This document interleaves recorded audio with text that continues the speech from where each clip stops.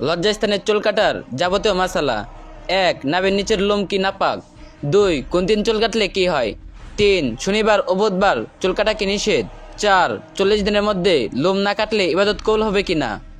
প্রশ্ন 1. 40 দিনের মধ্যে শরীরে অবস্থিত লোম পরিষ্কার না করলে কি নামাজ রোজা ইত্যাদি কোনো ইবাদত কবুল হবে না? প্রশ্ন 2. শরীরের অবঞ্চিত লোম পরিষ্কার করা সম্পর্কে ইসলামের বিধান কি? আমি জানি 40 দিনের মধ্যে পরিষ্কার করতে হয়। তার মানে কি যদি কোনো কারণে 40 দিন পার হয়ে যায় তাহলে কি নামাজ রোজা কোরআন তেলাওয়াত ইত্যাদি কোনো ইবাদত কবুল হবে না? উত্তর: নিঃসন্দেহে ইসলাম অত্যন্ত পরিষ্কার পরিচ্ছন্ন, শুদ্ধ ও পবিত্রতা জীবন দশকের নাম। পাক পবিত্রতা ইসলামের এক অনন্য গুরুত্বপূর্ণ অধ্যায়। নবী সাল্লাল্লাহু আলাইহি সাল্লামকে ইমানের শাখা হিসেবে উল্লেখ করেছেন। তাই ইসলামের নখ কাটা এবং মোচ, বগল, নাভির নিচের পশম ইত্যাদি শরীরের অবচিত লোম পরিষ্কার করার সর্বোচ্চ মেয়াদ 40 দিন নির্ধারণ করে দেওয়া হয়েছে। এর মধ্যে তা পরিষ্কার করা সুন্নত। আনাস ইবনে মালিক রাদিয়াল্লাহু তাআলা আনহু থেকে বর্ণিত, তিনি বলছেন, গোঁফ ছাঁটা, নখ কাটা, বগলের লোম উপরে ফেলা এবং নাভির নিচের লোম ছেড়ে ফেলার জন্যে আমাদেরকে সময়সীমা নির্দিষ্ট করে দেওয়া হয়েছে, যেন আমরা তা করতে 40 দিনের মধ্যে অধিক দেরি না করি। মুসলিম অধ্যায় পাক পবিত্রতা, হাদিস নং 447। রাসূল সাল্লাল্লাহু আলাইহি সাল্লাম বলেন, 5টি জিনিস মানুষের সহজাত বিষয়: খাতনা করা, খোর কার্য করা, নাভির নিম্নের অবাঞ্ছিত লোম পরিষ্কার করা, বগলের চুল উপড়ানো, নখ কাটা, গোঁফ ছোট করা। সহিহ বুখারী ও মুসলিম।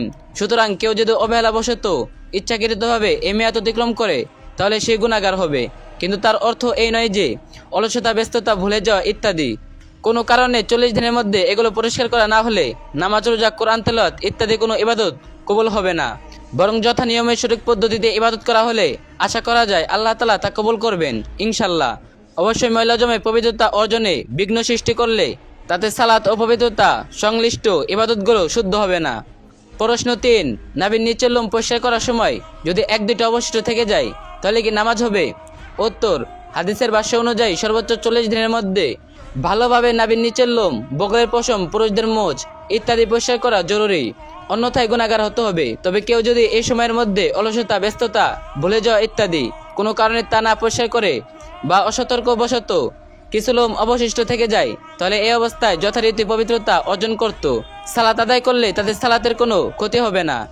তবে ইচ্ছাকৃত যেন এমনটি না হয় সে ব্যাপারে সতর্ক থাকা কর্তব্য।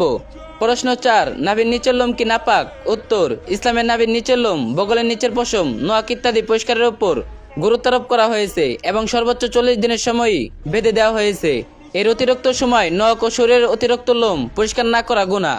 তবে নখ, চুল, পশম, অতিরিক্ত চামড়া এগুলো নাপাক না।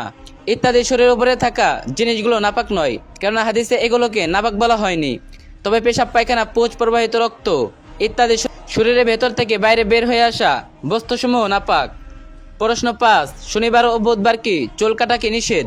উত্তর: নখ কাটার জন্য বিশেষ কোনো দিন, কোনো বা পদ্ধতি সহিহ হাদিস দ্বারা সাব্যস্ত নয়। হাদিসের নাম দিয়ে সংক্রান্ত কিছু কথা সমাজে প্রচলিত আছে, কিন্তু মুহাদ্দিসগণের দৃষ্টিতে এগুলো সব জালাউফ কথা। সুতরাং তাতে বিশ্বাস করা বা সেই আলোকে আমল করা বৈধ নয়। বলা হয়ে থাকে শনি ও বুধবার নখ ও চুল কাটা যাবে না, নিশ্চয়ই তা শ্বেতকুষ্ঠ হওয়ার কারণ।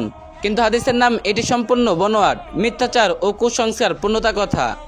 এই ভিডিওটি অবশ্যই একটা শেয়ার করে দিবেন যাতে আরেকজন জানতে পারে এই বিষয়গুলো। আর যে যত পারবেন কপি লিংক করে দিন।